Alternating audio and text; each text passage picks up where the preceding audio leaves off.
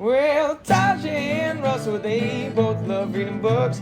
Tasha and Russell, they both love reading books. Well, what do you do when you share something you Welcome love? to the Well, you start a 116th club, you episode start of a the club, an ABC adult Pod, the book Adult club, an Book Club with adult Taja book and Russell. I am club, Russell. She and a is Taja. Hi. Hi, podcast. welcome back, everybody, to the podcast where we drink and we read things. And on this podcast, we read Alif the Unseen by Willow Wilson. But before we get to that and the terrible pronunciation that will happen with it, it has been 2 weeks, Taja. What has been going on in your life? Not much. Went to a No Kings protest last weekend, and that was satisfying. We went just to the little one in my town, which they have every Saturday, and we've gone a couple of times, but it was more impressive than usual because there were more people than normal, something around 100, a little over 100, which like for my tiny town, that's kind of a big deal. And we're like in a very red zone of the Yeah. state. So that was nice. And then we drove through another protest on the way to the movie theater when we went to see Project Hail Mary. So it was like a wham bam exercising our freedom of speech and then also enjoying a really good movie. And then we've been prepping for some basement work, some adulting, some expensive adulting, where we're going to have professionals come and fix or mitigate the situation with our leaky basement, Yeah. which is very exciting, but it does mean that we're having to like move stuff out of a utility room that we're not really sure how to do and cut some of the wall away, which is also tricky. Today we've already broken a hammer, so it's a whole thing, but hopefully we'll have that done this weekend, and then the actual work that the professionals are going to do will be next weekend, and that's exciting. Nice. Yeah, I think that's it. Okay, well then sit back and relax because I've got quite the update. So first of all, the 2 weekends ago, this guy from Dispatch and State Radio, Chad Ermstrom, does a once a year he does a charity concert for his charity Calling All Crows, and we went one year. And then after that, it was kind of like, this isn't really my thing, whatever. And so it's been going on for, I think, 15, 18 years now, something like that. Maybe a little less. Anyway, this year he like announced, he's like, I'll do my whole catalog, where mostly it was kind of like his solo stuff. So we're like, oh, okay, like this is a chance to kind of hear state radio, which is more our Jimmy Jam for him. So they had a thing where you could send in song requests and all this stuff. So we were blowing that up. And at one point, he like posted all the different songs, and a lot of them were those state radio songs. We're like, oh, okay, this could actually be fun. So long story long, I went down to Boston 2 weeks ago with Soonish and Sully. Soonish had won a bunch of his fantasy football pools. So as like a nice thing that he wanted to spend the money on something that he wouldn't normally spend it on, he got us a hotel room down there so we could spend the night. So we went out and there was this old, like back in the day of like Tumblr and all of that jazz, there was a group called RLT, which was called the Red Letter Tribe, which was like the super fans of Chad and State Radio. So they did like a meetup. And Soonish was a big part of that back in the day because this is when he was going to college in Boston and that's where they're based out of. So he dragged us along to that. We like, Sully and I like said our hellos and then went and sat at the bar. We went to the show. The show was almost completely state radio songs that we haven't heard live, obviously, in like 15 years because or Nice. 10 years. I don't remember. The band has been gone for a while.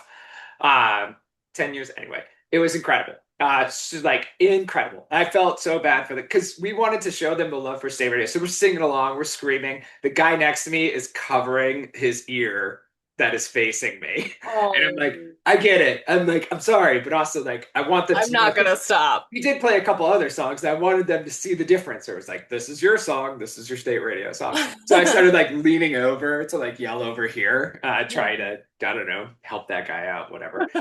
So after the show, we wanted to catch the last period of the Bruins game. So we ended up going to this bar with a bunch of those RLT guys, and then more of them show up. And then the two other guys from state radio ended up coming to that bar, and then a bunch of other people that were like behind the scenes or like because he like brings friends and stuff to perform with them. So like a few of them came in. So then Soonish got to like do a social overdose talking to all these people. And Sully and I sat at the bar and we like said a couple things to people when they walked by, and it was perfect. So Nice. it's like the perfect amount for everybody to handle That's awesome. everything. And then we went to bed at like 2:30 in the morning, and the only thing we could find on TV was the last Harry Potter movie. So we were explaining everything to Sully as it was happening because it was just so dumb. I was never Wait, into it. I don't think he's ever even seen the movies. Yeah, not a big Potter fan. I'm not actually surprised, I Yeah, guess. then like he's all nonfiction too, so that That's just wasn't his true. thing. So then last weekend, the 28th, was Sully's birthday. So happy 39th birthday, buddy. And for that, we rented out some space. There's like studio space near Soonish, and it's not like recording. It can be if you want, but it's more just a place where everything, like the whole band, is all set up for you. So you don't have to bring any instruments if you don't want to. Hi. They have literally everything you could need. So we rented that out for 4 hours to play around because we haven't really played this year. Mm. And we have a show coming up next Mm. Thursday. This coming Thursday, we're at Liquid Loaded Questions. I always get these two bars confused. We're at Loaded Questions in Portsmouth. It's down on Islington Street. I think we go on around 6, and we're going to play until they tell us to shut up. So if you're in the Portsmouth area Thursday, come and check us out there. No, Tuesday. Tuesday. I'm so bad at this. Tuesday. So the 7th. Yes, thank you. Tuesday the Okay. 7th, 6 o'clock. Meet us there. I was like, I knew it was one of my D&D nights. I couldn't remember. So yeah, so we've got that coming up. The other thing I want to talk about, we are 3 weeks away from Rwanda. So we're getting ready to go back to that. I actually picked up some, so the kids love these things. Yeah. The bracelets are still a big deal over there. And so they always want to give you something. So they'll like, I have this bracelet that says like it's all good or something random that Boneri gave me last year. And he also has made me a bracelet. So it's like Oh, I wanted something to give back to them. So I was it's like, like the oh, ribbon exchange at DragonCon. yeah. So I was like, we should go to like Five Below or just grab a bunch of random Yeah. ones for the boys. And Amanda's like, why don't we like make them? Of course she So would we suggest did. that. So these they say Ubaka U Rwanda on them, which is the name of our charity Yes. organization. They are yellow, green, and blue, which are the colors of the Rwandan flag. And Yes. we got enough that we're gonna give one to every boy there. We're gonna leave That's extras in awesome. case they get more boys. We got a bunch for people who donate. If we know you, we'll give you one next time we see you. Yes. Because we're just trying to spread the word, continue to I talk love about that. and all that. So those came in. That was exciting. Amanda is also doing a project with her kids at school because she found this book called Same, Same, But Different, which is basically like a book about pen pals where these two Oh, kids are cool. writing back and forth and being like, this is my home. This is where Are I you live. guys This gonna is do my pen favorite pals sport. with the boys? Yeah, so she's having all her kids make a book for that, and then she's going to bring some samples to the boys, have the boys make their own pages, and then bring those back, and then she's going to make books as graduation presents for all her students, where That's they'll all awesome. have at least one page from the boys, as well as the pages they've made, and Cool. make another book for the boys to bring back to them. So Yes. this year we're really trying to like figure out ways to kind of leave stuff behind Yeah. because like a lot of our pictures are on our phones and stuff like that, Yeah. so we're going to print out some pictures from past years to bring them so they can have them, maybe like a picture book. It's like a little bit antiquated in the way it happens, but like I think Yeah. it would mean a lot more for them if they had photo albums to look back on That's because really cool. they love seeing the old pictures of themselves too because that's something they don't have, so it's like look how much you've grown. I don't know if this is still like a thing, but like those Polaroid cameras. So yeah, so I'm gonna find something because those came packed. So some kind Yeah. of single use film camera, Yeah. whatever. It's because the same thing. Like I wanted to have something for them to leave. So we'll bring enough film in one of those for each boy to have like a couple pictures, so they have something from this year, and then yeah. So we've got a lot of ideas to try to I don't know leave a little bit more behind, I guess, for I them. wonder, like, I've seen this done at like wedding receptions where there's like a disposable camera on the table and then they like expect you to just take photos and Hmm. then they get it developed later. I think it'd be cool if like the boys could just like take their own stuff and then Well, that's what I'm gonna do. That's was my thought with the Polaroid camera, and I haven't looked Yeah, much into it to see like how expensive all that is, but sure. whatever. So it would just depend on how expensive the film is for how Yeah. many pictures we get. But my thought Yeah. was if they could at least get one or two where it's like, hey, if you want it by yourself, you can do that. If you want to be with Yeah. a couple of the other kids, sure, with us, whatever. Yeah. Just to leave something with them. Um, That's cool. so yeah, so we're really excited about that. Sully wrote a blog about this coming trip. So if you want to check that out, it's Ubaka U Rwanda. That's Ubaka space U space Rwanda Rwanda. Just Google that; it's the first thing that comes up. Or the links will be it's in our Instagram in our bio. I'll put one on the YouTube link as well. So I appreciate anybody even just reading about it, sharing about it, talking about it. So this will be our fourth year going, I think. That's awesome. Yeah, this is our fourth year going back. So very excited about that. And on that note, that is your every episode reminder to follow us on Instagram, Twitter, and YouTube at Adult Book Club 21. That's Adult Book Club, all one word, and then the number 21. Find us, like us, follow us, do whatever you want. See stuff there. You can get in with the book club, Yeah. whatever. And check the links in the bio. So, on that note, Taja, if you want to read us the jacket, we'll get back to the story. Okay. All right. In an unnamed Middle Eastern security state, a young Arab Indian hacker shields his clients, dissidents, Islamists, and other outlaws from surveillance. He goes by Alif, the first letter of the Arabic alphabet. The aristocratic woman Alif loves has jilted him, and Alif's computer has just been breached by the head of the state's electronic security force, nicknamed the Hand of God.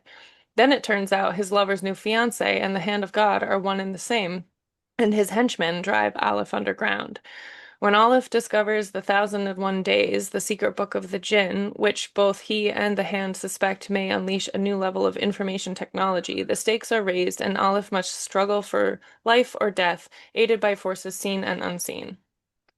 Nice. And Tasha did a great job there, I will say. Even as I was reading this, I knew it was Olive. I kept saying Alif and other things. So gonna do the best, but usual I pronunciation. mean, I was saying Aleph, so That like, could be it too. I again, I listened to it on Google and then immediately just in one ear out the other. So no disrespect meant to no, mispronouncing the first letter of the we're just like Arabic. super white, so we don't know shit about shit. So, on that note, G. Willow Wilson began writing as a columnist for several different publications. She has written three novels, the first of which was her memoir titled The Butterfly Mosque, which detailed her time in Egypt during the Mubarak regime and was released in 2010. Olive was her second novel, originally published in 2012, and then came The Bird King in 2019. She is known more for writing graphic comics and graphic novels and has an extensive list of titles to her name. She was a co-creator of the Marvel relaunch of Miss Marvel in 2014 and has worked with DC Comics and Dark Horse Comics, as well as having her own original series. Wow, we did it backwards. That's on me. I was wondering, I was like, this is weird. Usually I don't do this first. Wow, guys, I tell you, the longer we go, the more I fuck it up. But anyway, I uh, mean, like, probably if you hadn't said anything, no one would notice. nobody forget everything you just said. Nobody knows. How would they know? How would they know? Everybody knows. So anyway, going to Tasha read the cover. Great. Let's move on. So as mentioned, our main character goes by the moniker Olive. What did you make of this young man? Um, Meh. Mhm. Like the thing I wrote down was that he was a typical young adult male with his like weaponized incompetence. Um, I'd say like he did have some character growth-ish. He did, like in that he recognized that he's a dummy. Yeah, I Um, guess. I Yeah. guess. Like it's one thing, okay, I guess you can't call it character growth so much as like recognition of failure. Yeah. Yeah. But yeah, he was like I kind of just didn't care.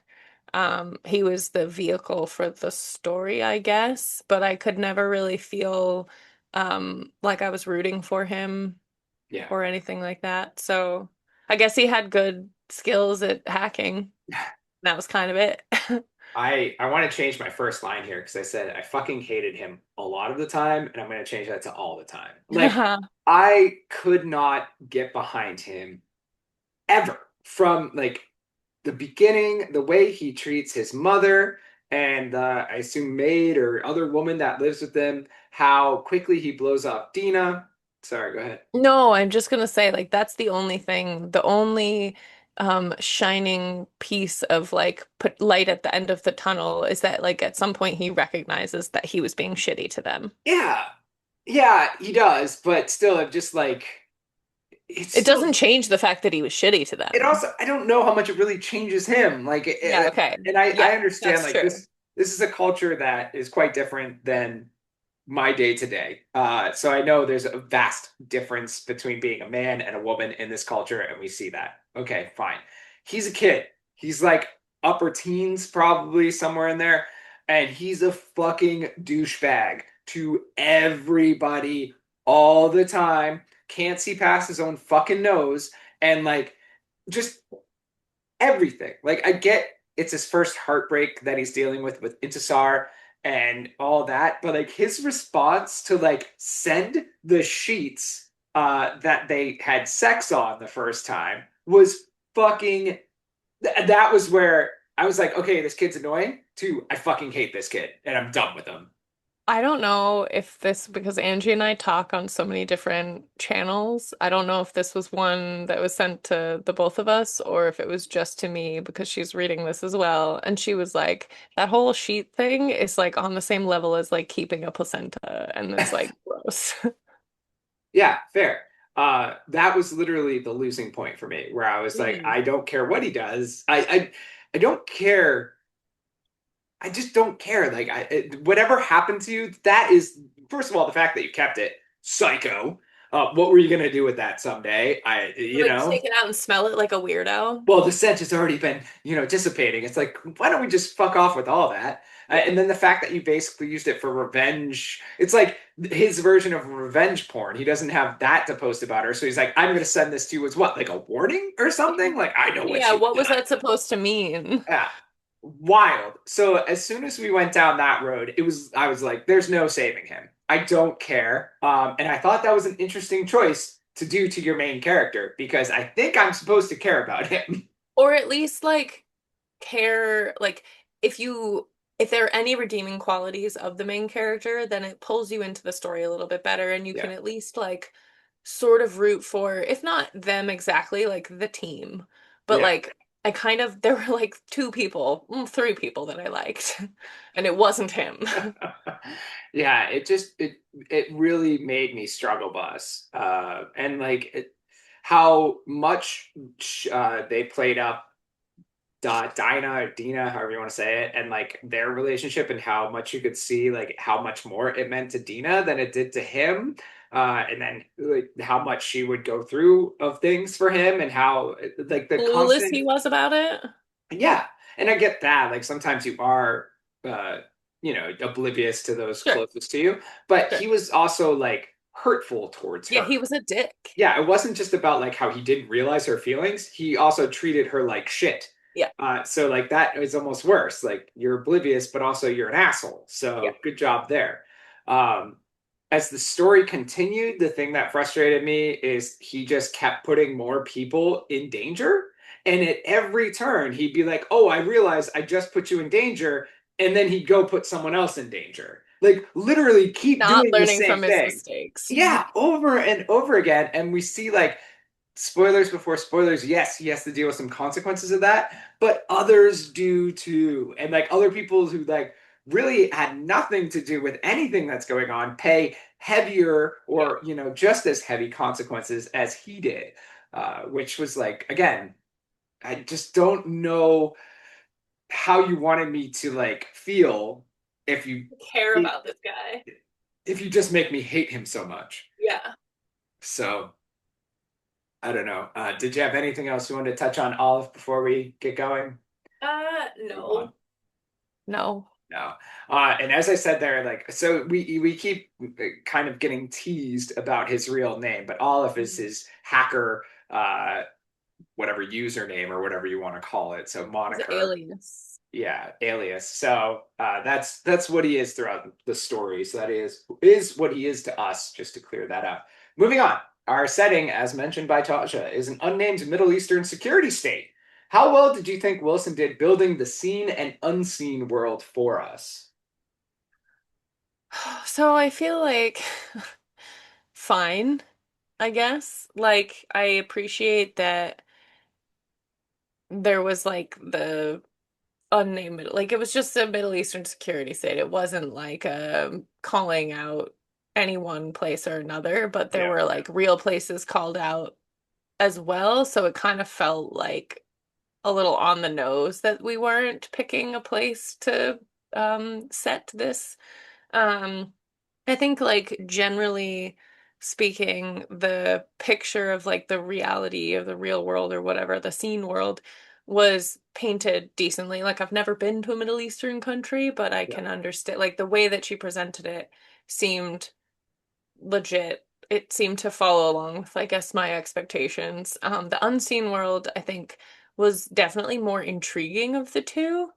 And I would have liked to have spent more time in that scenario, particularly from like a historical standpoint, because a lot of the Jin that they end up meeting in their travels are talking about how it didn't always used to be like this. Like Yeah. there was more overlap, and I kind of wish that that's what we got to see, Yeah. if that makes sense.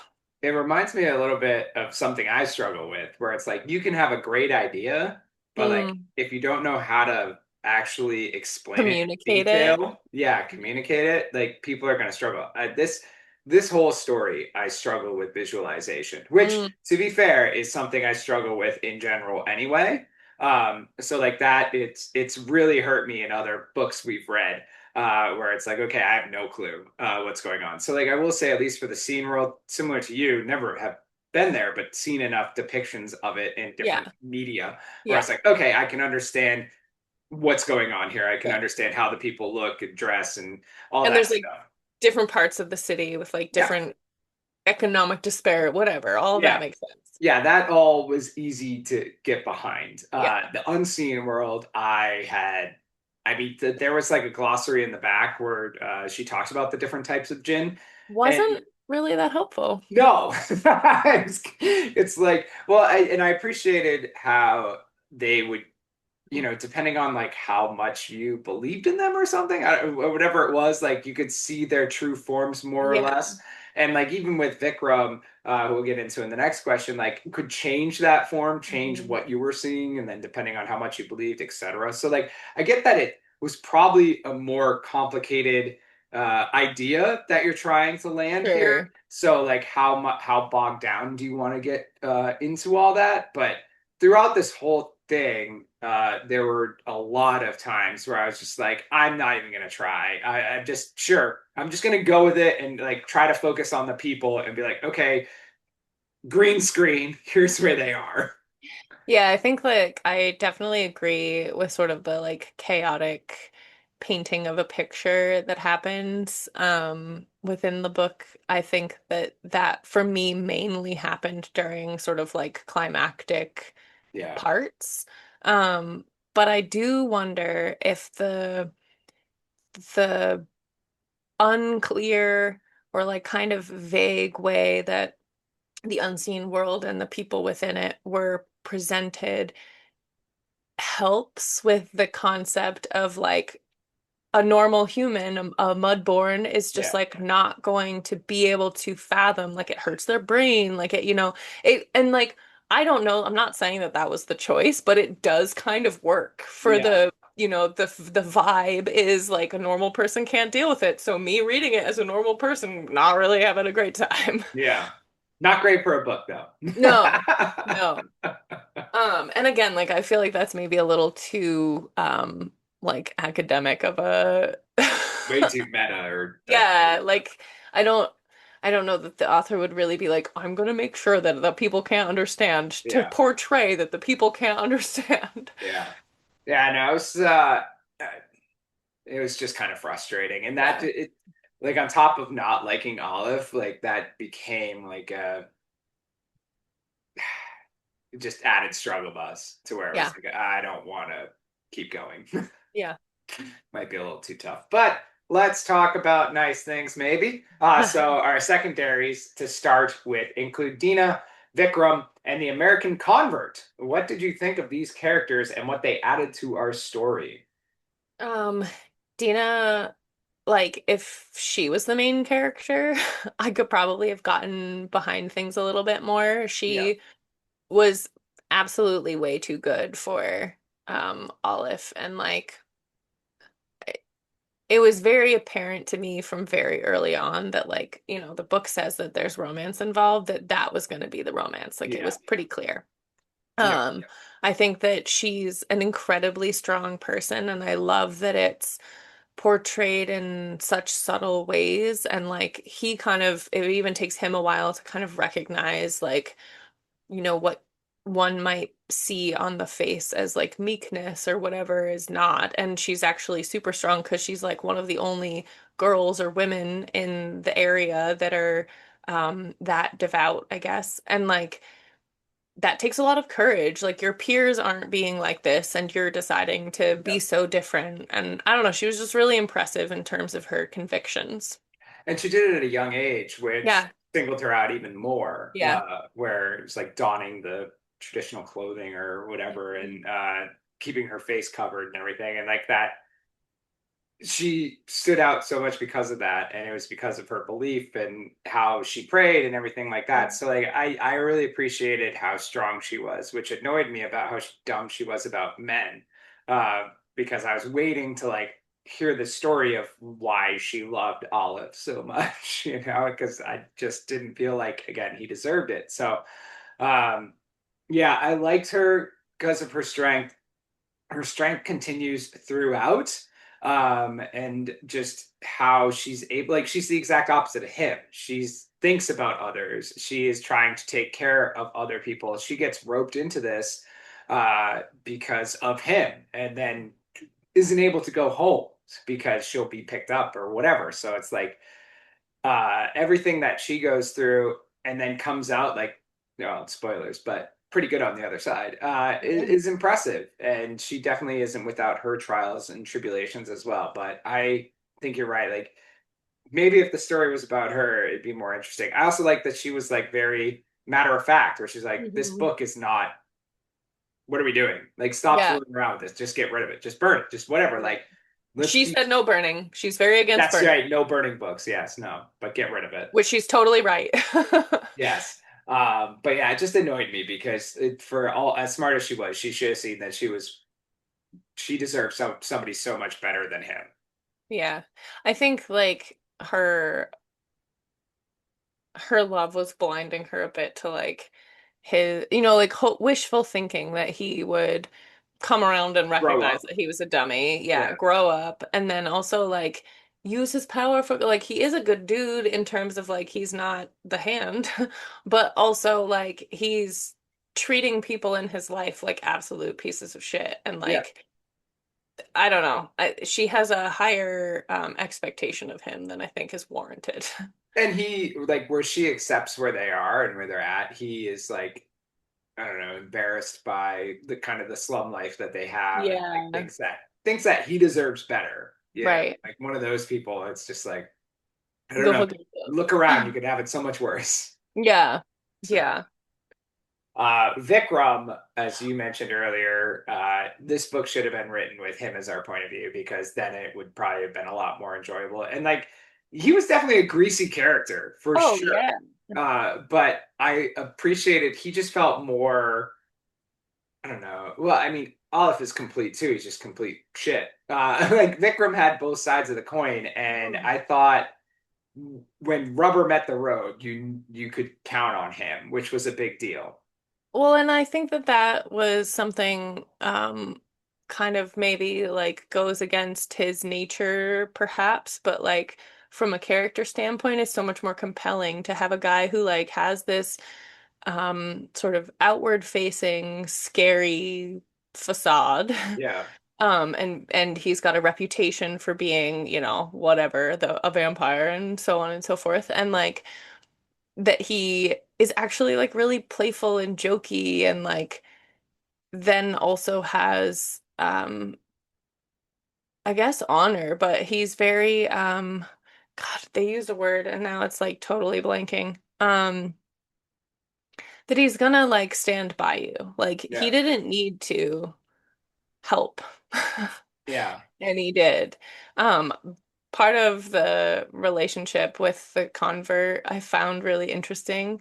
And how like it was weirdly like playful. Like sometimes he would remind me of like not a puppy, but like something akin to like something where you're like, this could go really bad because he's really powerful, but like he's kind of a goober about it. Yeah. And I don't know, it's just very, he was like one of the most compelling characters in the whole story. Yeah, he had an interesting way of flirting for sure. Yeah. But I like the trickster side of him, Yes. and how much we get to see of him, and like I appreciated so the whole the in the back here, the 1001 Days. In the story, they call it the Alf Yom. It's this book that was written by the Jinn, which they believe is extra power in there, whatever. Uh, they so Olive reads different excerpts of it, and the one about Vikram I really appreciated because I thought we're still kind of questioning like this guy's motives at this point, I Mm, think, and you kind of get this altruistic moment from him and learn about his past and why he is what he is now, how he kind of gave himself up at that moment for others. And I think that just perfectly demonstrates sums the him kind of up. Yeah. person he is.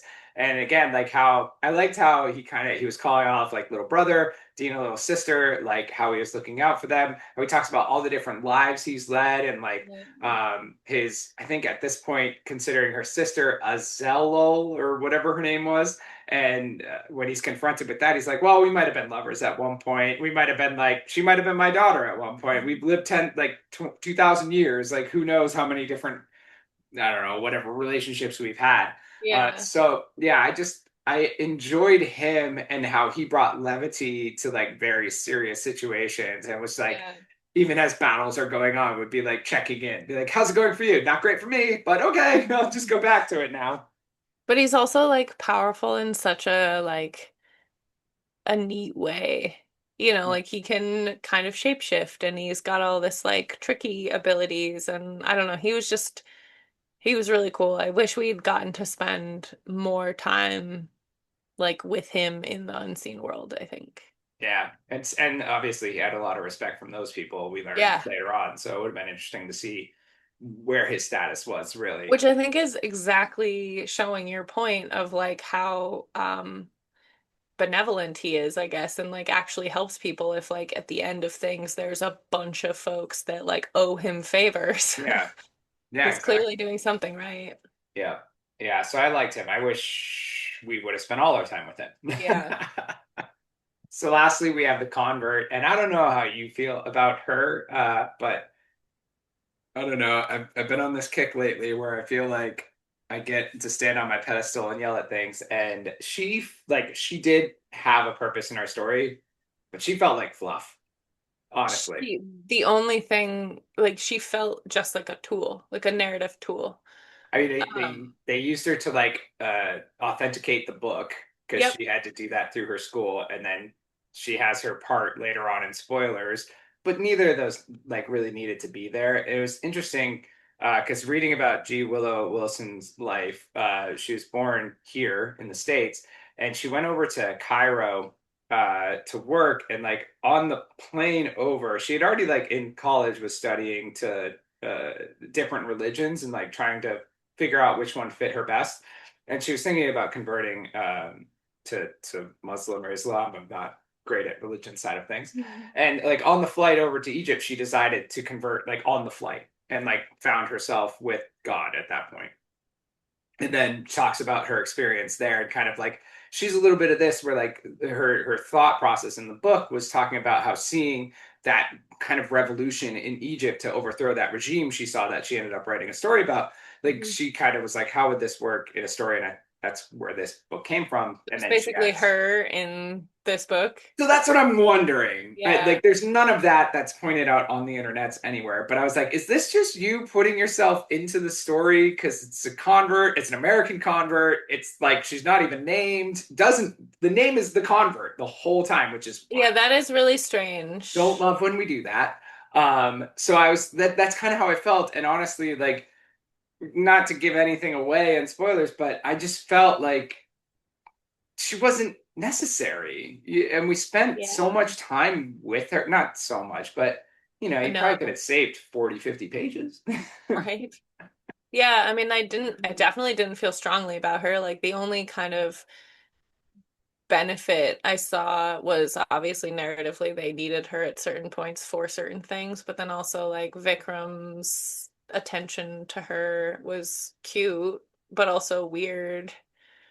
Um, I don't know. I do think that it is interesting to have an American character involved in the story only because then it's kind of like there can be moments where things are not called out, but like the differences are kind of highlighted. Yeah.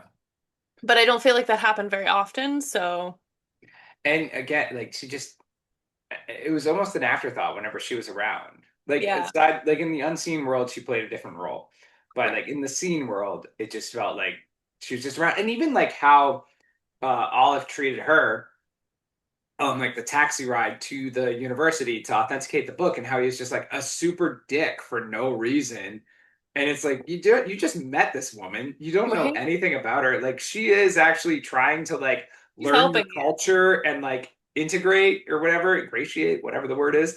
And you're just being a super fucking douchebag about it. Because why? Because oh, you've had a bad day. Like she didn't fucking do that to you. So yeah, it's just yeah, I don't know. But yeah, so that just felt like added, I don't know, added, like I said, fluff. It just didn't, Yeah, she was just there, is what I wrote in it my just didn't notes. feel like enough Yeah. to make sense. I said added weight to our story. Nice.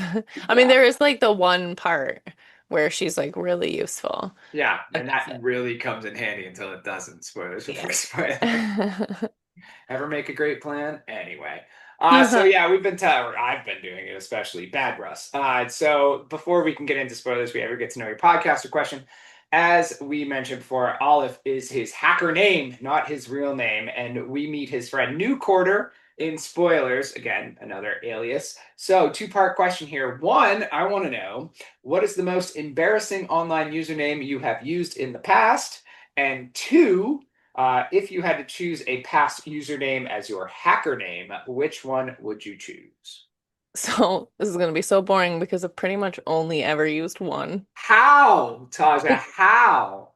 because You were because like smart. even You with were like smart at a young age because women mature so much faster than men, and you just knew not to be a dummy. well that, but also like when Instant Messenger, AOL Instant Messenger was a thing, Farscape was a thing. So my only ever like, and I've used this for on forums. I've used like anytime there's like a username, it's this or a derivative of this. So it's Tasha K Scaper. And sometimes it's just Tasha K, which like is not exciting in any way, shape, or form. The only like haha thing is sometimes people misread it and it's scraper that they say. To be But fair, I thought it was like skyscraper because you're so tall for a long time. oh, Just that's so funny. just Yeah, read no, right by it's for Farscape. it. Um, I think like if I had to pick one, it would probably just be K because then I'm removing my actual name from it. Smart. And then it's kind of like Aleph with like it's just a letter. But it would be K, like Kay, Yeah, obviously. smart, smart. All right, so I'll carry the embarrassment for this episode. I Uh, mean, you're the dude, so right, yeah, we're dumb and immature. I had an AIM or AOL Messenger name, Silly Goose Bean 8. Yep, because our seventh grade teacher used to be like, "You're all silly goose beans," and I was like, "That's fun." Oh And my God, I love that. yeah, that was a mistake. I don't think it lasted too long, but it is in there. Also, I made the mistake of like when I got my iPhone in high school, I really only had two things that I thought represented me. One, I was Scottish, shocker. And two, I like to dress like a cowboy. I was really into country Oh, Scottish fade. It was cowboy. bad. So yeah, so Scottish cowboy. I've since moved on to other things in my life, but I got my first like Apple phone, it must have been or something during that Mhm. time. So well, I don't even know if I should say this. Can you steal my Apple ID? Maybe, I don't know, but uh, man, Is I it wonder. still your Apple Yeah, it's ID? still Okay. so. I shouldn't say this. It doesn't matter. I'm not going to edit this out. So, yeah, so I have to use that email still for fucking things that are like real things, and it's very upsetting and very embarrassing. As soon as Gmail's a thing, my Gmail is just like my first and my last name. Like See, I don't have anything. yeah, that's what I use on all things that are important, my Gmail now. But like, yeah, it just wasn't. I don't know. I never thought this would stick with me, and now it sticks with me. It's kind of the same reason why the DirecTV or whatever HBO still thinks Official my name is pants. John. Because Oh like, yeah, hey, okay. I was like, you set this up so long ago, and yeah. it was when I was living with my brother anyway. So So you're saying Scottish cowboy is more embarrassing than official pants? official pants is great because I'm an official pants. That's Yeah. I'm not embarrassed by that at all. Okay. I don't I think Scottish cowboy is that embarrassing It's either. It's not so like dumb though. It's very childish. I mean, no, silly goose bean is the worst. Silly Goose Beans That's is definitely takes the that's the cake. worst for Yeah. sure. But no, it's just like when I don't know when you use an email for something, and again, just having that link to something that might go out. It's just I'm sorry. I wish this would come from my Gmail, but it won't. So my bad. As far as if I had to choose a hacker name based on an old username, my Xbox gamer tag when it was Xbox Live, which was like the first gaming when you could go online and play against people. My gamer tag was Hollywood NH, and I was like Hollywood. I also thought I was going to be an actor someday, so that would That's probably be actually a why. pretty good hacker name, I feel like. I'm sure somebody uses it. So, Probably. also, if I was a hacker, I would not put the NH in it. What's Yeah, that mean? no, That's that's very true. libs. What a dummy. But, apparently, according to everything else I've just spurted out, I'm a dummy anyway. So there you go. I'm going to get my identity stolen based on an episode of a podcast about hackers. I don't know if it's dumb. I think it's cute. I also feel like mine is very not creative because I just use the same thing all the time. Like that's it. I mean, at There's this point, I no do too. So it's funny because the pants thing is based off a nickname I got in like fourth or fifth grade from Jay. But I follow a guy on Twitter because his Twitter handle is @pants, and I was like, "Well, you beat me to it." Yeah. And he's an artist, so Ooh. it's weird art too. I'm always like, "Oh, I should buy something," and then I look at it, I'm like, "Nah, Never it's not mind. good." Just do the follow thing. So anyway, let us know in the comments your embarrassing things, your social security number or whatever. Just give us all the information because apparently that's what we're doing today. Also, like we're not hackers, so even if you give us that, we wouldn't know what to do with it. Yeah, somebody else will do it. Yeah, So it will somebody not else be will. helping us. And on that note, we move into spoilers. Before we do that, we have your song. This is the pot that we're going into spoilers. If you don't know the book, get out or stay. Because this is the pot that we're going into spoilers. It's time to learn if Olive can have any redeeming qualities. Quick answer, no. And what the rest of this book is all about in spoilers. Let's learn about how he's tortured. So, with the state security services on his tail, Olive hides in a mosque, believing that they wouldn't dare raid the religious building. As they close in around him and send demons to attack, Olive believes he has found the key to quantum computing in the Alf Yom book. In the Alf Yom book, and goes to work trying to attack the state's infrastructure. While he is doing this, Vikram is buying him as much time as possible, but eventually they run out. Time runs out.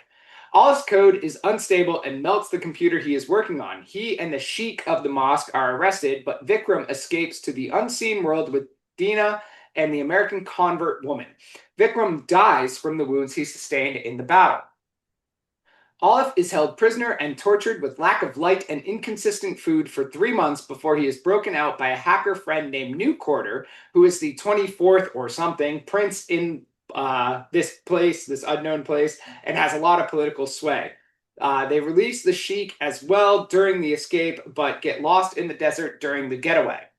They find a member of the Unseen in the desert, and with their help are able to get to the Jinn city of Irem. Here they reunite with Dina and the convert, who is pregnant with Vikram's child. To be clear, the convert is, not Dina, and staying with a Maurid, who is like what we think of a genie. Knowing the Hand and his demons are closing in, they make a plan to attack him and erase him from the cybersphere using Olive's Tinsari code. Before they leave, Olive confesses his love for Dina and tells her that the hope of seeing her again is what kept him alive these past months. Another Jinn brings them back to the scene world where they find riots have broken out and a revolution is underway.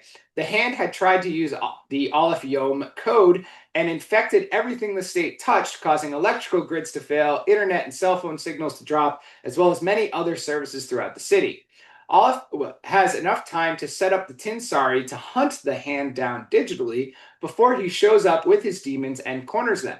Olaf and the Hand struggle, but are eventually overwhelmed when a gang of rioters enter the apartment and join the fray. Olaf is pushed out a window, but saved by a Jinn and brought to a nearby building. He then cries as he sees a body hung from the window that he believes to be New Quarter. When he gets closer, he finds Dina and New Quarter and learns the body is the Hand's. As Tinsari finishes its work removing the Hand digitally, services begin to come back online. Olaf is confronted then by Intisar and offers to help her, but refuses to get back with her. He and Dina make their way back through the chaos towards home. I feel like even in my writing of the end, it was confuddled in there. So, let's see how this goes. But we're going to start with our magical book, which was mentioned in the back, again, as the 1001 Days, but in the story as the Alf Yom. I was wondering what you thought of this book as part of our story. I mean, I think it's obviously interesting or intriguing, the idea of like the changing to the reader situation, not unlike our last book did too, or the book in our last book. The Wayward Girls. Nice. I was like, which book did we just read? Yes, back on track. That one. But I think that it was neat to be able to like read or hear some of the excerpts, like the stories from within were cool. I like fully did not comprehend, it's like way above my pay grade, the correlation between these stories and coding and hacking and whatnot. And I'm like, whatever, man.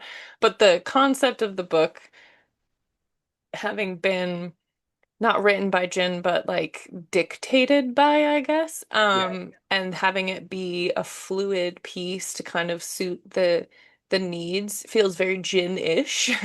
And yeah, I think there there wasn't a lot of time spent on the book itself. Like, I feel like we could have spent more time with it. Yeah, and it felt like we were going to, because it felt like when we first opened it, we got a couple excerpts really quick. And then it just and then it was like nothing. It was just kind of there. Time. We talked more about how bad it smelled and like the vellum or whatever they used for it. I enjoyed the excerpts that we got. Like, I think that's an interesting way to tell a story, as long as like they weren't very long. Like, if you bog me down with like 10 pages of a sidetrack, I'm gonna be pissed. But no, I thought this one did it well. I did enjoy.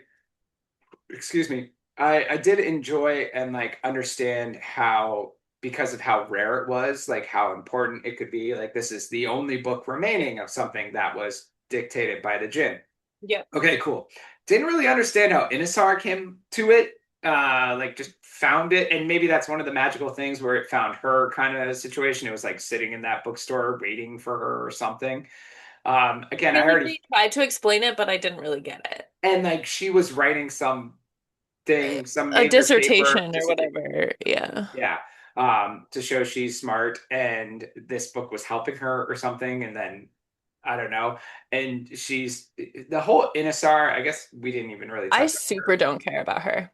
Yes, fair. But like the whole like she's getting married off to the hand, and her way of like getting back at the hand is to hide this book with Olive was cool. Like yeah, her whole character, her and Olive belong together because they're both fucking terrible people. They're So very superficial. yeah. Oh, what was your problem with him? Well, I didn't want to slum it for life. Yeah. Oh, okay, cool. I like having nice things, Yeah. and I wouldn't be able to have nice things if I was with him. But if I could, like, again, not think about the consequences for him and just fuck over this guy who's trying to marry me by sending this book to him, then I'm going to do that. Like, yeah, they Yep. were perfect for each other. They So selfish. Yeah. should have ended up together. Right. Um, so I like get the value of it, but it just felt, I don't know, at times random, weird. Like again, like you said, like I don't understand how this makes you code better. Yeah. And then when we get that moment of Olive doing that through the book, using the book, building this whatever it was, it sounded more like it was possessed by something that was like sitting on his shoulder, telling him all the things to type and like, causing issues as he talks about how like unstable it was and like you don't know where it's going to go. And then we see as the hand tries to use that same code, how it just infects everything and fucks everything up. That kind of makes sense that a Jin would want that. But then why? Like I just don't understand why. Well, and then like, is it possessed? Because like the when he's in jail, um, and like in that dark room, that like woman from one of the stories from the book comes to visit him and is like obviously evil. And like I just it was another example of the sort of imagery not really landing for me. So I think that was the demon. So we learned the hand is like partnering with an unseen Jin or something that's like Oh, you basically a don't devil think with that was demon. the book? I think that was like the demon kind of saying, taking that form, saying like I Okay, am that for makes your more sense. cause or whatever. I don't think it was Good. actually that person.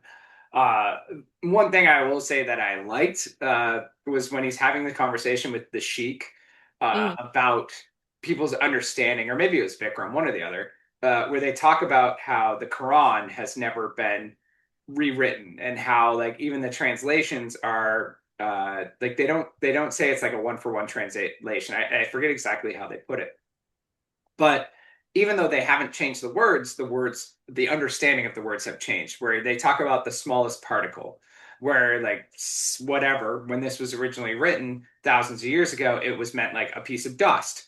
And then it became a particle, and then it became an atom, and then it became a whatever. And it's not that the book changed, it's like our understanding changed, where like the writing we could understand differently.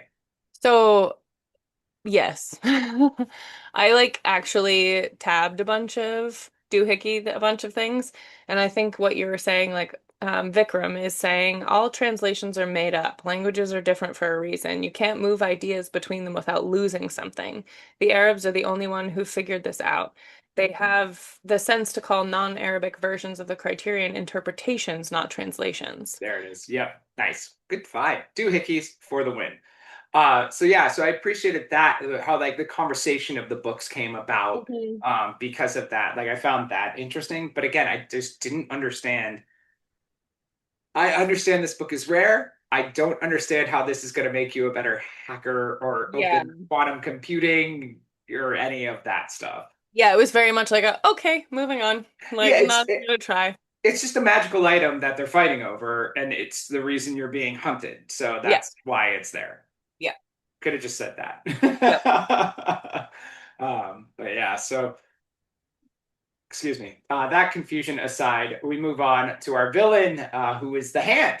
So, what did you think of him and his relationship to Olive? I mean, he was like a gross and like typical powerful, cocky, like hotshot, like bad guy who is like, I mean, he's part of the royal family, right? Like low down, but he's like rich Yeah, and he's like part of the thinks upper that he crust. knows. What's that? He's part of the upper crust for sure. I don't know Sure, if he's like yes. is a prince, but he's definitely Sure. part of He's that. adjacent. Yeah. So I feel like he's just one of those guys who, um, 1% style, just like assumes he can get whatever he wants because he wants it, Yeah. and doesn't matter like what kind of damage is left in the wake of getting what he wants.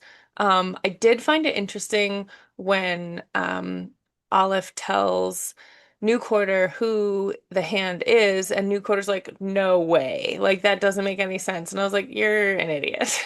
It's like a distant second cousin or something. Like I've been in the same circles as him. It's definitely not that guy you heard wrong. And it's like, okay. And like the way that he was describing him was like um incel style, like oh, it probably is that guy. Yeah. Like, are you kidding me? Yeah, I saw the hand as this world's version, and he wasn't white, but as a cis white man. Yeah. Just was gonna fucking take whatever. Yep. Thought that even though he had a lot of power, he deserved more. More. Thought the people that were above him were fucking idiots, Yeah. and the people below him were fucking worse than Dirt. yeah, Yeah. dirt. The way he like the whole Olive in the prison and that whole scenario, just I again I don't understand how people can just like do that to other humans. Like I don't understand people that can make or can believe People that people suffer. are lesser. Yeah. And like that's just a differing of opinions. Like it's not like Olive was out there murdering a bunch of people and like, blowing up buildings and all this stuff. Like, he was just a low level Existing. hacker that was Yeah. kind of like free information to the world. So, I mean, not that this gives any credence to the way that the hand treated him, but they did bring up multiple times that he was like mixed race. Yeah. So, like, there's, I think, a higher propensity for somebody to be like, well, you're lesser because you're not full-blooded. But even the fact that he was putting the sheik through it too, Yeah. is Well, that's just like, I'm a dick. yeah, it's just such an overstep. And then at the end, where our ending is happening, we'll get into that in a little bit. But uh, he like he's so unhinged because Yeah. he's been cut loose. Like And he's like sweaty and like, like those people that he believed lesser have said that he's actually the one wanting. So you're out Mhm. kind of situation. And then we see his true colors. And like I'd be interested to know more about like the demons that he had sided with. Like they kind of were always depicted as shadows and they never really came out of it. Like we didn't get like a full picture of what that was about. Like we know a lot of the jinn in the unseen world were afraid of them. Obviously, they were powerful enough or plentiful enough to kill Right. Vikram, Right. who we know is very powerful. So it's like I wanted more of that. Like what was the point of their agreement? What was the point of their agreement, but also like how did he maintain power, I guess, over them? Because like Yeah. in that ending bit, there's a few times where they point out that the shadow blobs or whatever were like biting the hand and Yeah. like making him bleed. I'm like, so are they turning against him? Because I feel like they're not doing it right. I think they were in that moment, just like But like nipping they at could, they the were like, me, yeah, like I know. It was do better. little Like, puppy are you? bites. You could just Yeah, kill him. It'd be really easy. You could just like take exactly. his body away or whatever. Exactly. Yeah, I just didn't get it. Like the setup between him and Olive and Innistar was like was like meh. Especially like after like I didn't really understand enough about him until the end where he's like talking about how much older he is and how gross he is and like all that and I was like I didn't get that at all. I thought he was like their I thought he contemporary. was like 20s, 30s. Like Yeah, I I thought he was didn't like 10 realize years that he older than was, that. Not yeah. like 50 something or No. whatever it sounded like at the end. He was a very believable bad guy though, Yeah. especially when he's like in the prison with Olive and he's like basically talking about like taking Intisar whenever or like just raping women willy-nilly. Like And he talking about definitely did a good job painting him as the bad guy, and I fully supported the down with him. yeah, yeah, he was believable. It just again, I don't know, it seemed like he had everything. Like even the fact that he was like on getting on top of Olive before all this happened, Yeah. it didn't seem like he needed the book. And that's kind N- of like what I come back like he kind of had everything already. I I think guess you're that's right though about like he just wanted more yeah. power. Like, and this was his like according to him, his surefire way of getting that. And of course, he's never going to believe somebody who he thinks is lesser telling him that it's not going to work. Yeah. But I also feel like, oh, I don't know, just like in general, his downfall, I guess, was a little bit anticlimactic because like, we hear that he's been cut off from, the state is like not sponsoring him anymore or whatever.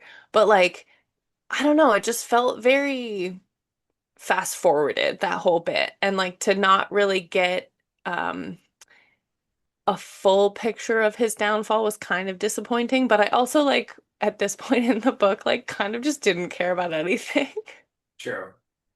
Yeah, I agree with that. We'll get into that more as we talk about the ending, which we have to get somewhere else first. So before we get there, let's talk about Olive and his time in the unseen world with the Sheik and New Quarter as they reunite after his 3 month stay in jail and come up with a plan, I guess, of how they're going to overthrow the hand. So this is where we spent the most time in the unseen world, and I'm wondering what you thought of that time, how it all came back together, and how we set up like this our penultimate moment that set up for our big conclusion. What'd you think of that?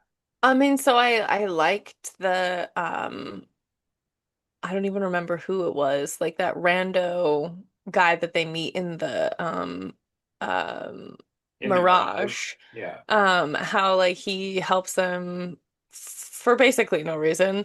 Um which was kind of weird. But like I liked the transit. I liked them getting there and like having the big genie guy like not let them in. But then he's like a big pushover, which I loved. Yeah. Um, I actually, this was like the part in the story where I didn't dislike the convert. Um, Yes. like she obviously served, I think, a bigger purpose here. In terms of the baby being like, um, uh, their ticket to not going insane. Yeah. And I don't know, her sort of like change in opinion about Vikram endeared me to her a little bit. And I don't know, it feels like that space, the wherever they were with the genie was like comfortable and the Sheik had a moment where he was like, I think I'm gonna stay and the um uh like his whole I don't want to say like awakening because he was already very like spiritually awake, but just Yeah. he kind of had a moment of like back in the day, I had this dream and like now I'm getting a chance to, I don't know, make it right. I think I fucked up. I said Yeah. something in that dream, and now I'm getting a second chance at it. Yeah. 40 years later as a much wiser Which man. loved him. The Yeah. Sheik we didn't talk about, but I thought he was great and I love that he got a happy a happy ending. Yeah, the Sheik reminded me of just that, and it's a similar moment, like in Les Mis with Jean Valjean, where it's like uh, he steals all the silver or whatever, and then gets arrested and gets brought back to the church, and the priest or whatever is like, "No, I gave him that. You, of course, you forgot some of the more of this, whatever." Like it's the same moment where they come knocking for Olive, and he's like, "No, there's no one here, whatever." Like makes him do the cleaning, clean up his muddy mess, whatever. Like I appreciated a lot of the Sheik. He got the rawest end of the deal again, spending those 3 months in prison as well, just For no reason. for helping a kid for a day. But yeah, I did like that was the redeeming quality of the Unseen World was that he finds basically a mosque there with all these different types of jinn and like this magical nonsensical world. They still have this like same similar belief which he can relate to, and they offer to let him stay. So I did like that his suffering at least brought him something closer, Yeah. or there's something more, so that was a nice touch. For the convert, when she tells her story about Vikram saving them and then like him dying slowly over the next like 24 hours or whatever, and how she like I don't know, is suddenly like seeing him differently and is like aroused by him. And he's like, look, I'll marry you to like protect you here, give you protection. So, you know, my whatever. It all seemed like Vikram being a good guy.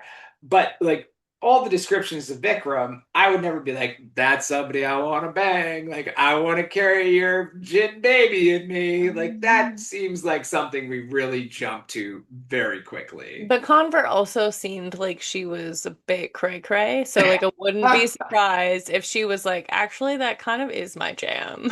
I've been waiting years for you to ask me to carry your gin baby, so I'm Yeah. in all Well, the. it did seem to me too, like even she said, um, I all of a sudden was like, oh, I realized I had feelings. Like I think that there was like a mutual flirting situation Yeah, potentially happening throughout the story between the two of them.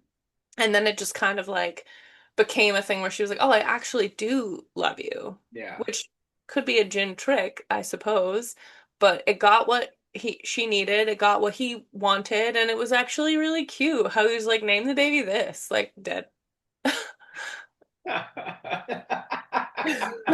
great last words. Name the baby this. Dead. Dead. Yeah. So then also we have to deal with Olive and Dina's return or whatever reunion. This made me want to throw up everything in my body that I've ever eaten in my life. Eh, I would be willing to do that rather than have to play the role of new quarter who had to like watch this happen. Although, to be fair, he was vibing with you because he was like Saying the same gross. thing. Yeah. Yeah. And like again, I understand he went through something incredibly traumatizing. And he mentioned it while we were in the cell with him, how much Dina was like holding on to her, like thinking about seeing her again was what kept him, whatever. But then he's like, oh, I love you. Oh, I should have loved you. And she's like, don't say love anymore. He's like, oh, but like, I just want to like grab her hand or like peek under her veil again. And like, oh, and I was like, dude, first of all, shut the fuck up.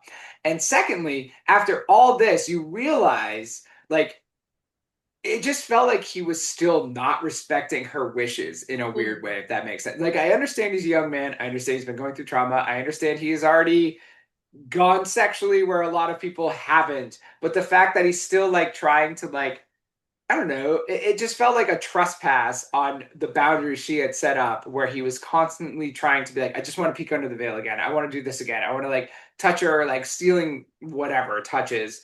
And it was just like, dude, if you love her, you should respect her enough to be like, I understand. And I get it, it's traumatizing and whatever, but it just made me fucking hate him. It was like, okay, you Yeah. did finally come to the It's all right about you, conclusion, dude. but you're still all about you. It's all about your wants, all about your shit, and you're not thinking about her at all, Hmm. even when you think you are. So I was just like, I fucking hated it.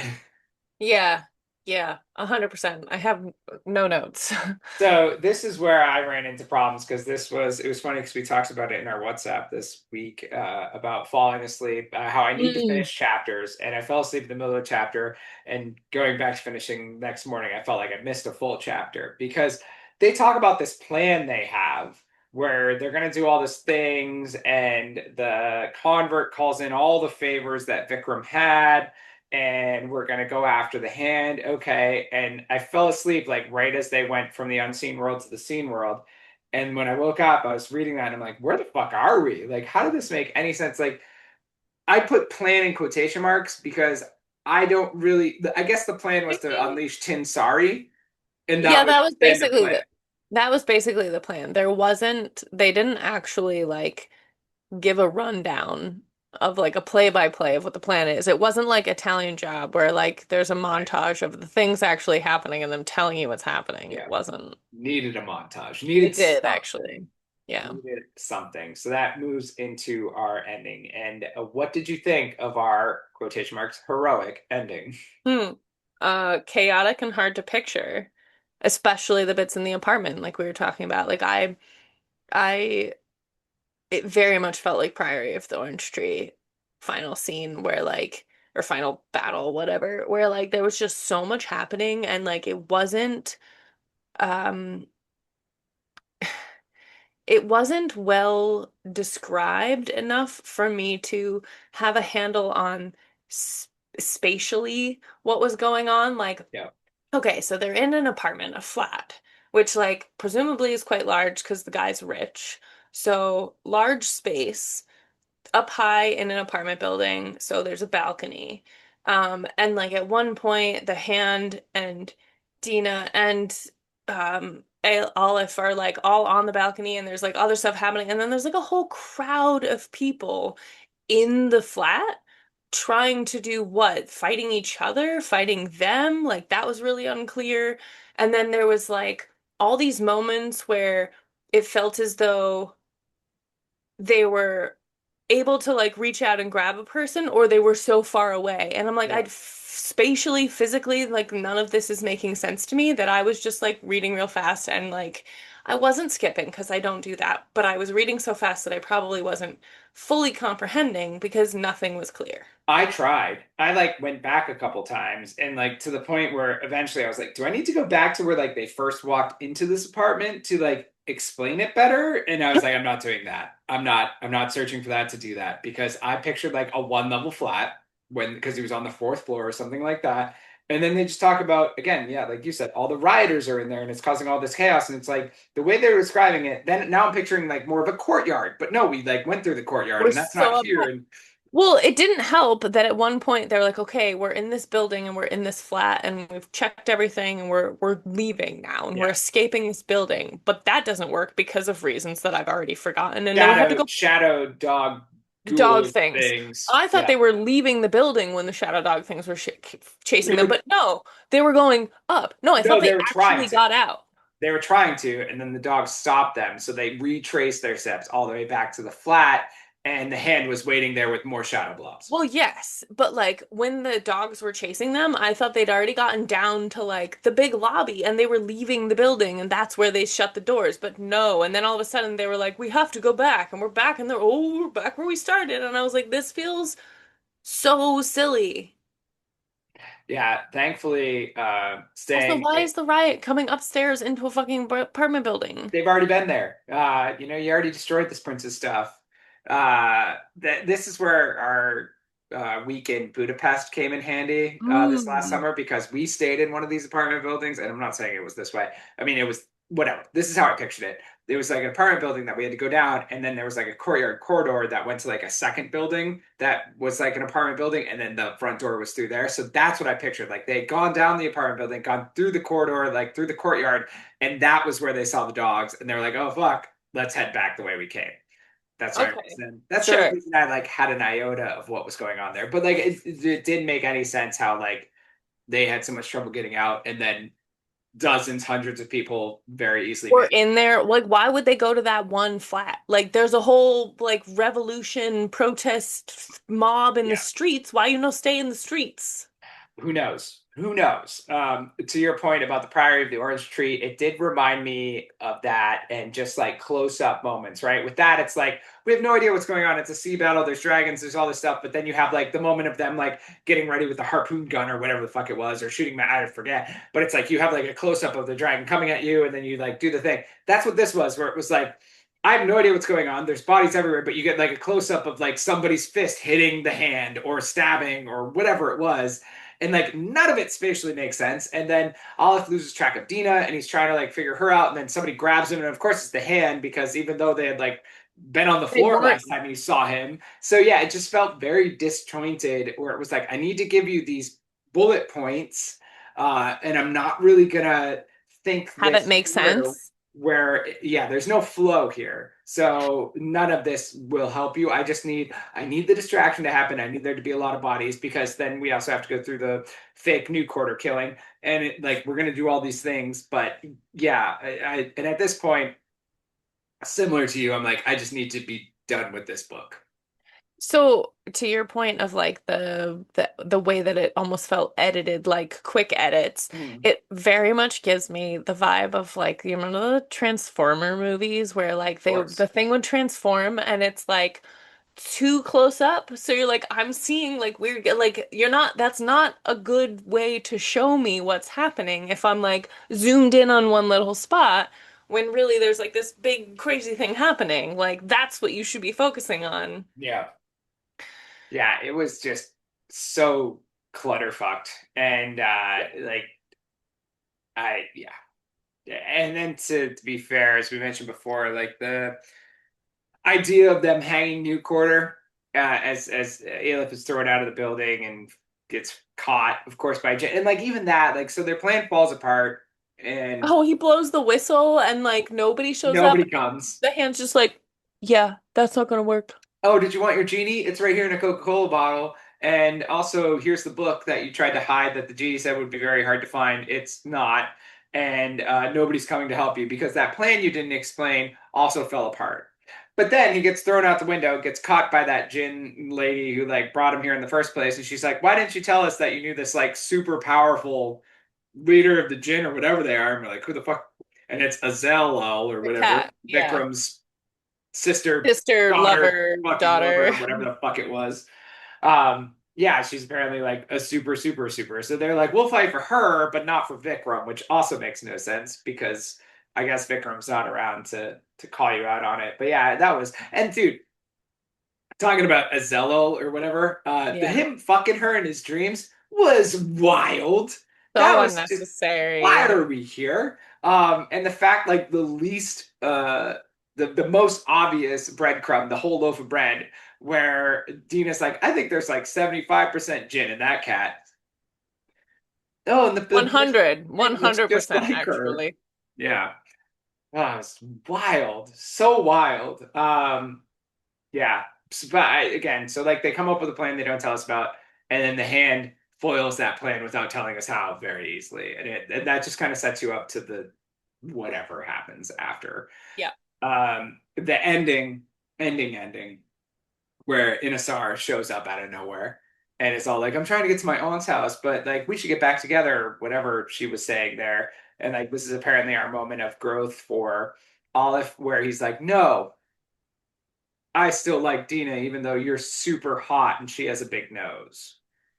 Cool, I guess. Like, so dumb. And like the fact that we made such a big point of Dina calling her by his real name, not his hacker name, so many times, how much he hates it and whatever. And like, this is the, again, such a tropey cliche thing where it's like, this is the moment we tell you his name. And it's like, I don't Well, care. when at one point she said it to him and he was like, I don't like it because it's just like everyone else. Yeah. Like, I was like, okay, I guess I know what his name is. Like, they didn't make it unobvious. Yeah. It was just, His name's Mohammed, by the way. nailed it. How'd you know? Well, because I read it in the book, but also it is a very common name. Yeah. So that was just I don't and then same thing with the new quarter, where believing new quarter was killed. It all just felt very tropey at the end. It just felt very muddled and like we've got to do this fake death thing and like, oh, Yes. he's right there. How great. And now Innistar somehow shows up and Well, no, and I reject you and we're gonna walk home. it felt very tropey, but like also Bose. Like I didn't Yeah. like there were there any risks being actually taken? Was there um anyone in danger of actually being killed? I mean, no. Did Vikram we was like the only loss. did we care? No. No, I mean, we Yeah. did care about Vikram, but Yes. Yeah. You killed the only one we cared about. yeah, which I guess like fuck you. Yeah. And the whole idea of the Tinsari working, his like little computer hack thing, like that full circle moment where he used it to delete himself. Again, instead of being an adult and just like talking to her or like accepting a fucking email that might come someday, decides to delete her from the internet. Like, cool, cool. Anyway. Such a child. We didn't really talk about him. So additional spoilers if you wanted to touch on New Quarter at all, and his 17 real names, but keeping it New Quarter much easier. Right. I mean, I felt like he was there kind of for the comic relief at points. Yeah, for I sure. think that it was also a bit of like a Deus Machina in terms of like break out of jail. Here's this guy with a BMW who can get us out. Like, I guess I appreciate that it didn't go smoothly. Um, and that he kind of has some personal growth and that he's like, I'm not heroic. But then Yeah, he does all these like pretty heroic things objectively. I mean, he's still a tool, but he also like knows that about himself. Like he isn't pretending to be um anything other than what he is, really. Yeah. So I guess I appreciate that.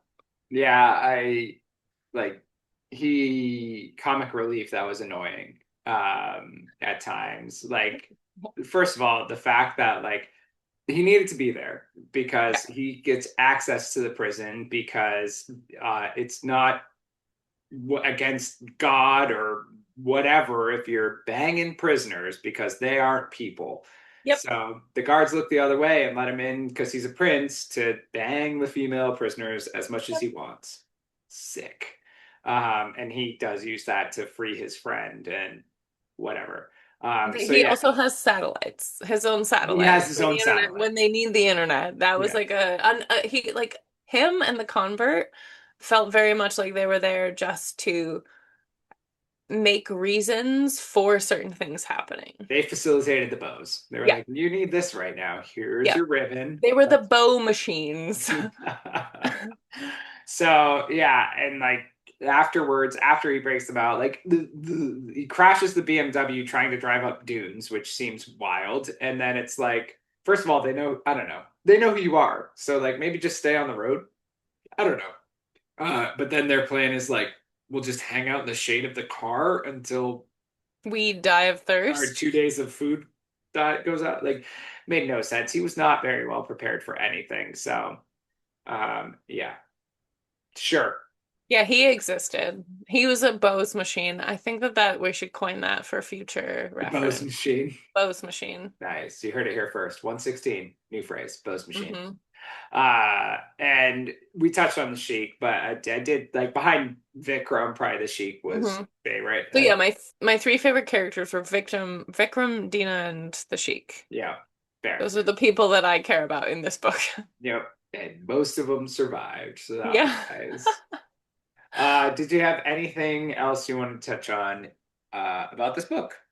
Um, well, no, I think we kind of talked about the cat situation as it whatever her name was, the Sela or Scylla Yeah. Jin. Um, I appreciated that she existed in that obviously she was a Bose machine, but also I think it was neat that there's the concept of like a Jin who maybe like picks some humans to just look after. But he even spoke to, Olive even talks about how like at one point he like practiced cutting her whiskers. So like Because he's a why? dick to Yeah, everyone. so why are you I choosing mean, this she human? also picked Dina, Yeah. basically, right? Like, I don't know, I like that concept of like a fairy godmother. Yeah, I was gonna say guardian angel, like this Yes. their ideas, yeah. Yeah.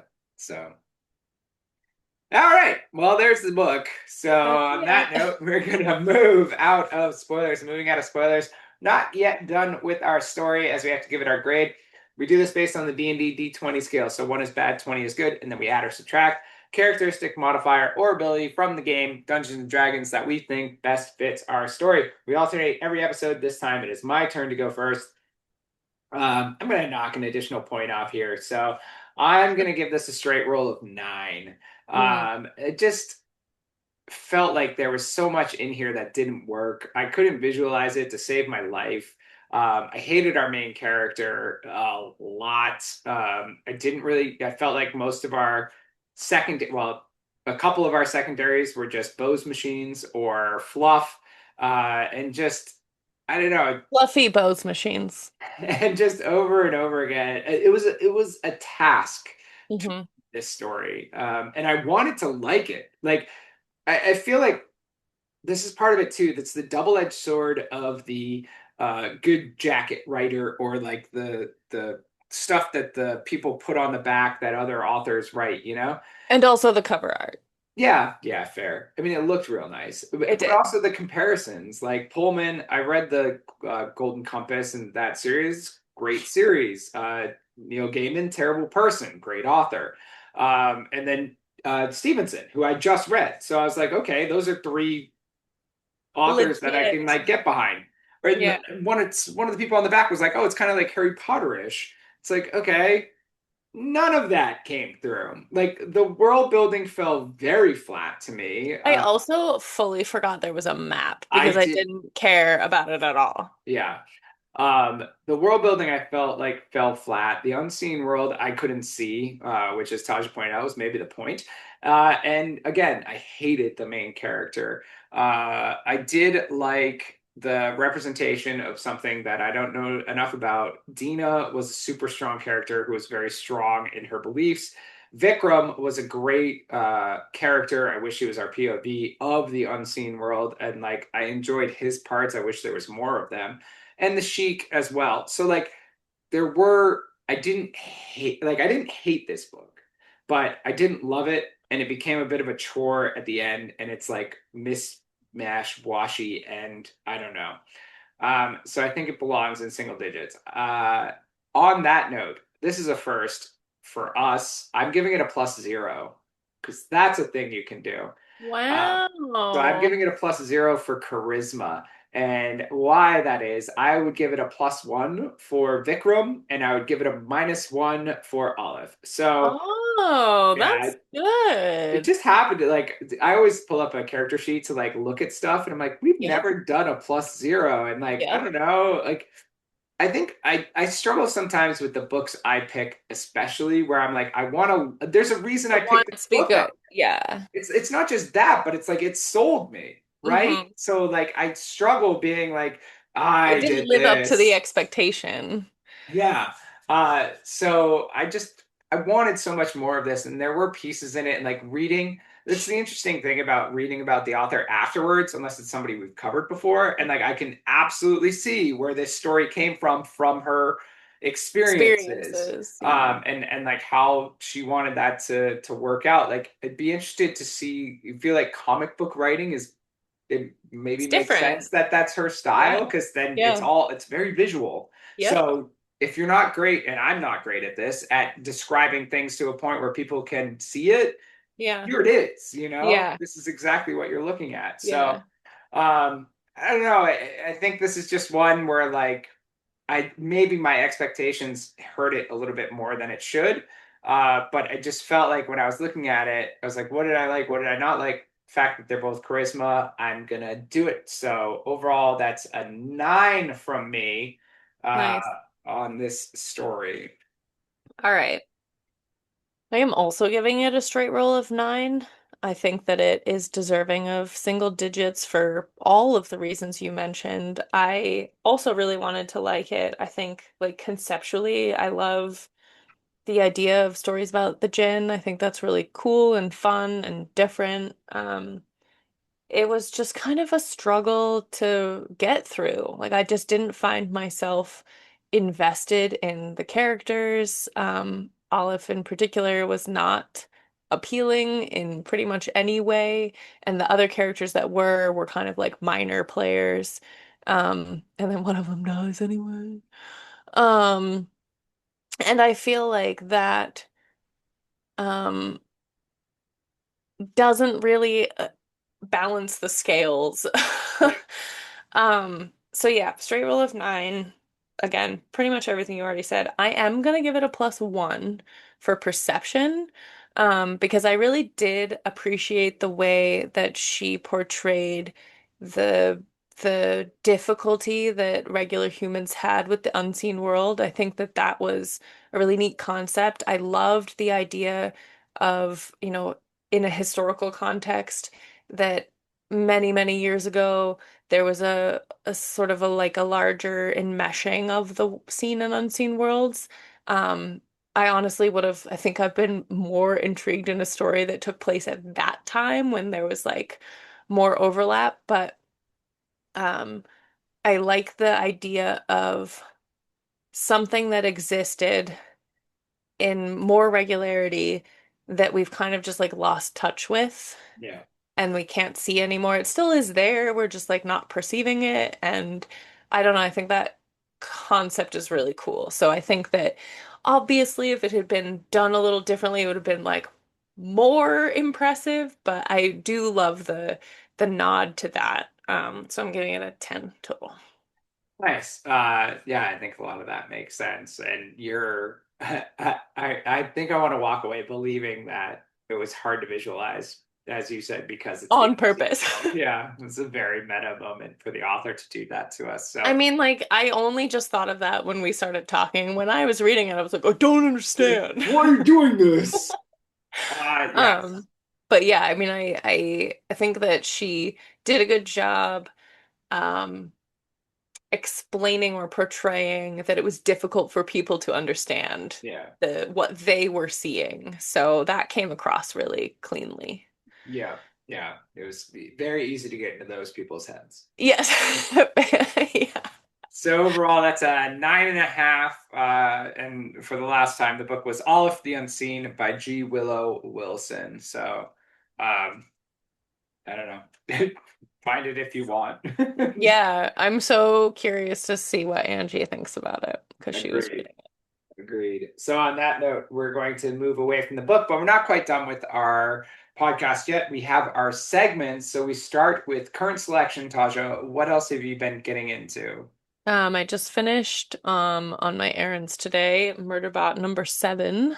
Nice. Um, and it was listening to it, which is in my preferred way to intake Murderbot stories. Like they're good to read too, but there's just something so satisfying about the nature of the way that it's written, being read to you and spoken. Murderbot is a gem. Just an absolute gem. And the story just like continues to be um it's just so sweet. Like he's growing as a person and he's getting more humans that he has to take care of, which is a problem really because it makes him more stressed and anxious, but he's just like so relatable on so many levels and it's just very fun. And yeah, I love these books. Nice. And then I think I had already finished Shift the last time. Yeah. Um, You I had think that's started it. it. I don't think you had finished it Oh, yet. had I? Okay, so I Yeah. did finish that as Yeah. well. Oh yeah, okay. Um, I think that the time span between me having read Wool and reading Shift did not help me. Yeah. Because there were definitely nods that I think I would have like really been on top of had I Yeah. read them in more quick succession. Um, there were definitely times where like, oh, that's the silo that was the other, like, ooh. So there's some confusion on my part, but overall, I think it was really interesting. It was neat to get in that book the before times picture and kind of like the backstory. Yeah. Um, I'm not super excited. I mean, there's a third one, and I'm not like running out to get it, but so I'll probably do this exact thing to myself later when I read the third book, and I'm like, there's such a long span of time. I think it helped that I'd watched the show in Oh between. yeah. Um, so like I had gotten like a refresher that way where like I kind of Or got more of the story. And then I read Shift and Dust back to back. If you weren't like 100% sold on Shift, I don't know if I would bother with Dust. okay, did they not land the plane? Spoilers, if you don't want to hear this, block out the next 30 seconds. But Meh. Tasha's a spoiler queen, so I it's am fine. a They land the plane exactly how you think they would land it. okay. So like in Shift, Donald or whatever, I forget his name, but that Yeah. guy's there, right? Um, has he woken his sister up yet? Yes. So spoilers in spoilers, she like Well, they the whole or was he thinking about doing it? so No, I'm she's pretty sure he did it. I'm pretty sure he did it. so she's there because whatever she was like a pilot and they have these drones and whatever. Oh yeah, they Uh, did that. Yeah, yeah, yeah. so skip Oh, and another they 30 saw seconds. green. They saw green. Yes, skip another 30 seconds. So they like whatever the silo one is fighting to keep them there and he's trying to like convince the girl, I forget her name, in that In the silo, other silo. yeah, like that he's friendly and he's trying to help her whatever, and like longest story long, they basically like Managed to that do it. silo evacuates. Okay. and survives once you get out of like the blast radius. You Right, because survive. everything's fine outside of that. Yes. So like Yeah. they like wear like suits and they get enough Yeah. suits for everybody to like Yeah. make it. Okay. But it takes like 500 pages to get there. So I mean, That's too much. Yeah, I'm but not it gonna was like bother. we just like inched towards that. And it was like, I know where this is going. Let's just get there. Let's just I know where this go. is going. Yeah. I know, Ooh, yeah. yeah. I will skip it. It didn't do enough to like make sense. Like he had to tie it all together, but like I don't Yeah. know, maybe a novella, dude. Right? Yeah, we could have at least like hit the fast forward button a bit with Yeah. that 500 pages. Yeah. No, I'm not gonna do that. I don't. You got enough on your plate. There's other I better do. books out there. So for me, I started this past couple weeks with A Boy and His Dog at the End of the World by Oh, C.A. Fletcher, did you hate which it? I saw at I saw it in the used bookstore and I grabbed it and I was like, oh, I feel like this is right up Taj's alley. And like again, what I've been doing is checking it on Goodreads to make sure it's not the second of a series when I think about it. And I saw you had read it like 3 or 4 years ago. So I didn't love it. I didn't love the way the story was told. I felt like it was clunky. How it was like, oh, I I found this listened to that picture. one. Yeah. Okay. It's like I found this picture and I'm writing a journal to you, like, so you find it someday, even though you're dead, whatever. Because it's post-apocalyptic, which I love. It had dogs in it, so I thought of you. Um, so like I was interested in the story, but I hated the way it was told, which made Did it you, but really like, did tough you for see me. the twist coming too? No. Okay. So that was solid. Yeah. I don't know how you would see that coming. No, there's like not really an opportunity to. Yeah. So that, well, I mean, one of them. I didn't know the truth about Grizz, Mm. but I did see the other half of that with the person she meets. Okay, it's been too long. The Yeah. only She runs into a relative. Anyway, I'm giving too much away about the book. shit. Yeah, Yeah. sorry. So like that part I saw coming as soon as they were there. I was like, no, okay. And then whatever. It was fine. It was It's like, an okay book. Yeah, yeah, it's it's not. okay, not good, not great. It Yeah, was okay. yeah. So but it jumped to the top of my TBR because I was like, this seems interesting. It was fine. Um, so then I read this, and then I just finished yesterday A Heartbreaking Work of Staggering Genius by Dave Edgars. And that was the book that Sean, or Sully's girlfriend, wife, had given me.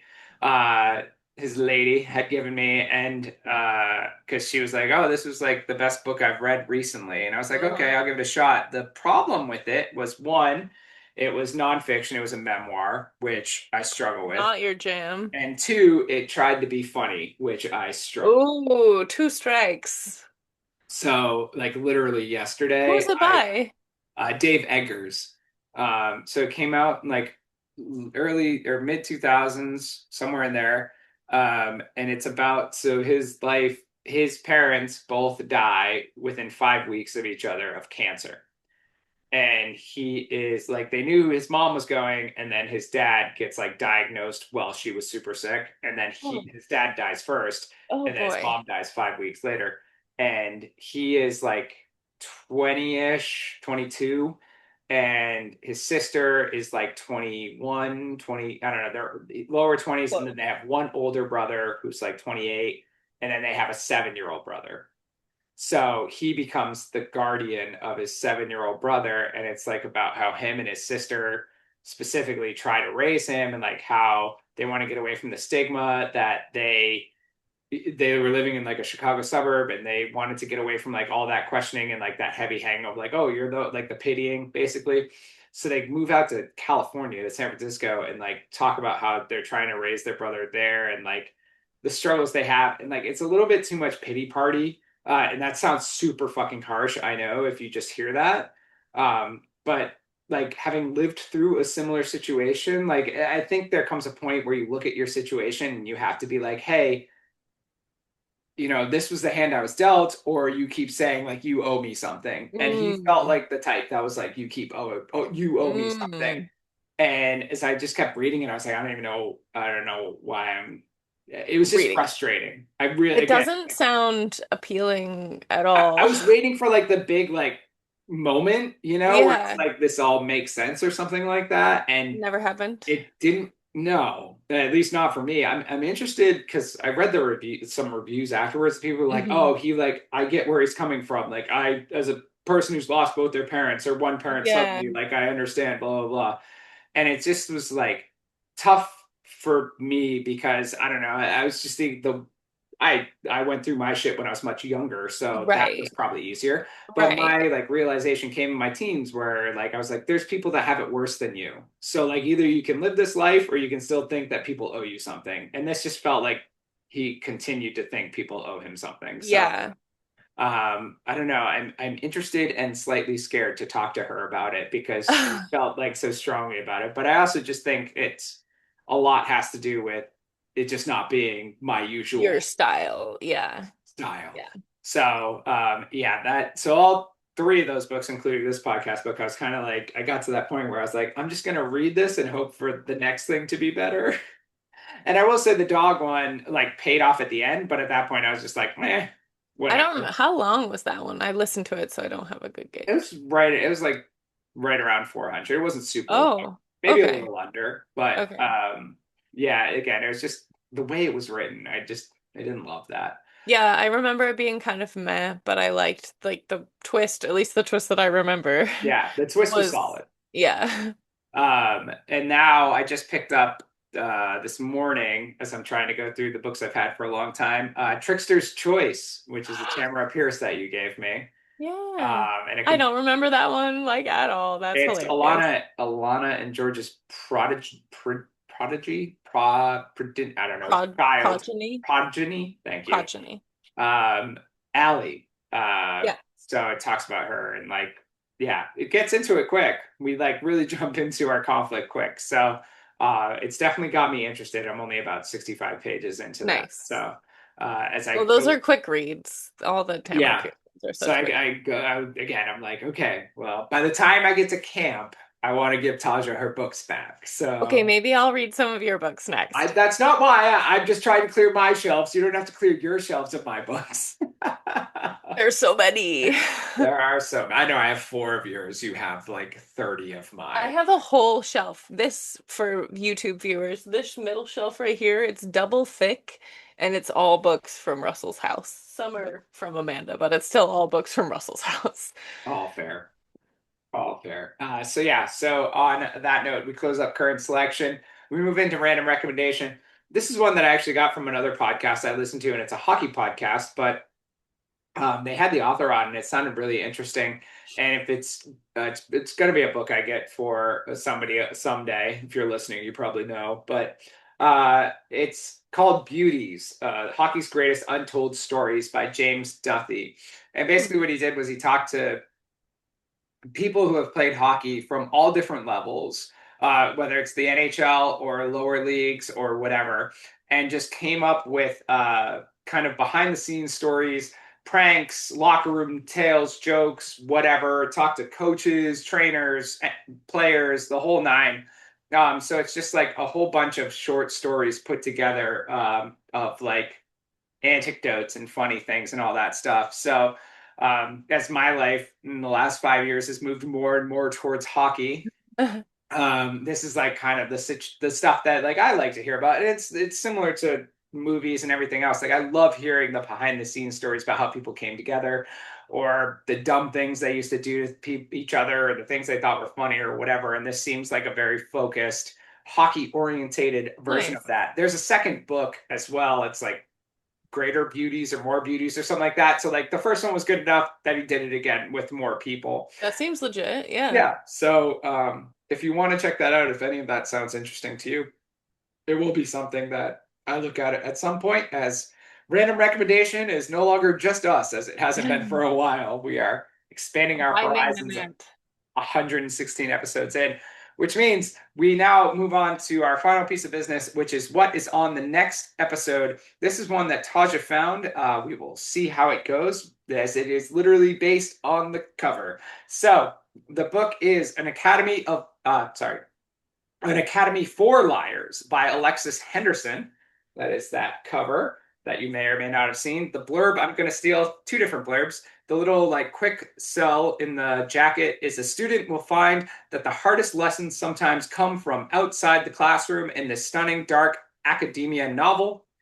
And from the back, an utterly enchanting dark academia stunner infused with Henderson's signature style. It's lush, atmospheric, imaginative, and impossible to put down. Wow. So we will see about that next time. I feel like we have plenty of dark academia to pull from, as that is quite a trope. So we will see how this racks up against all those other ones. But that means that is 2 weeks from now, which means we are done with this episode. So thank you for sticking around. This has been the 116th episode of the ABC Pod, the Adult Book Club with Taja and Russell. Keep Keep reading. reading.